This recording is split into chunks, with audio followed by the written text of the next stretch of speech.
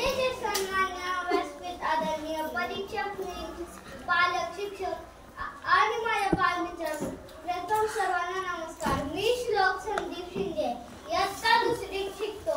माझ्या शाळेचे नाव जिल्हा परिषद शाळा आष्टा नंबर 11. मी आज एक कथा सादर करणार आहे.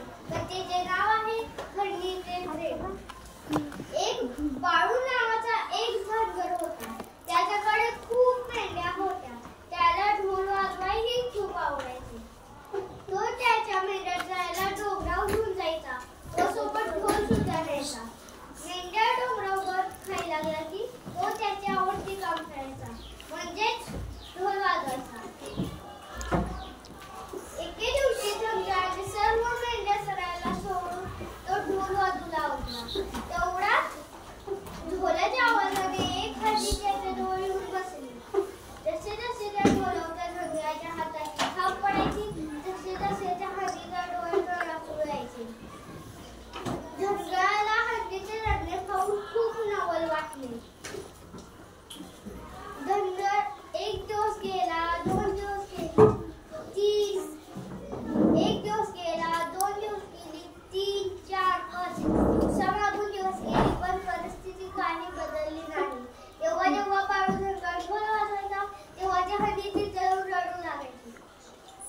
धनगराने त्या हत्तीला हाकलून देखील दिले. जेव्हा जेव्हा धनगर ढोल वाजवायचा तेव्हा ती हत्ती तिथे येऊन रडू लागायची.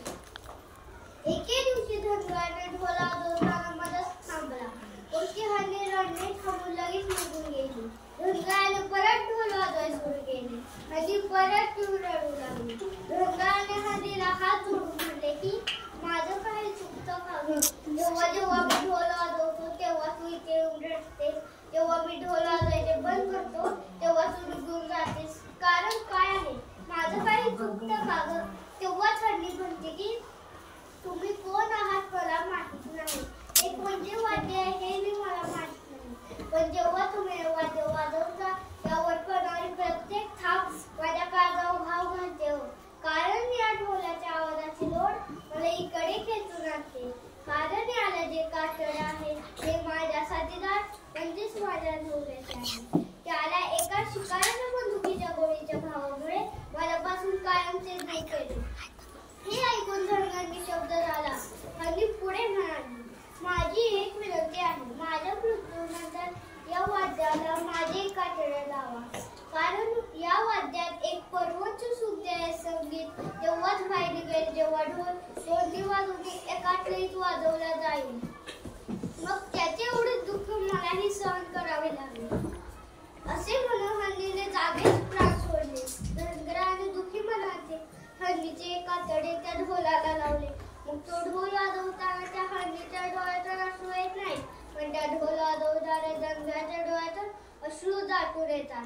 मग त्याला ढोल वाजवताना वाटते की हे जोडपं एकमेकांशी बोलून हे सुख दुःख वाटून घेत आहे. पण त्यांना जन्मच नाही तर मरण देखील वाटून घेतले. मित्रांनो, आपल्या साथीदाराची साथ इतकी महत्वाची असते की हे या कथेतून समजते. कारण प्रेम फक्त माणसाचं नाही तर मुकी जनावरे आपल्या साथीदारावर प्रेम करतात.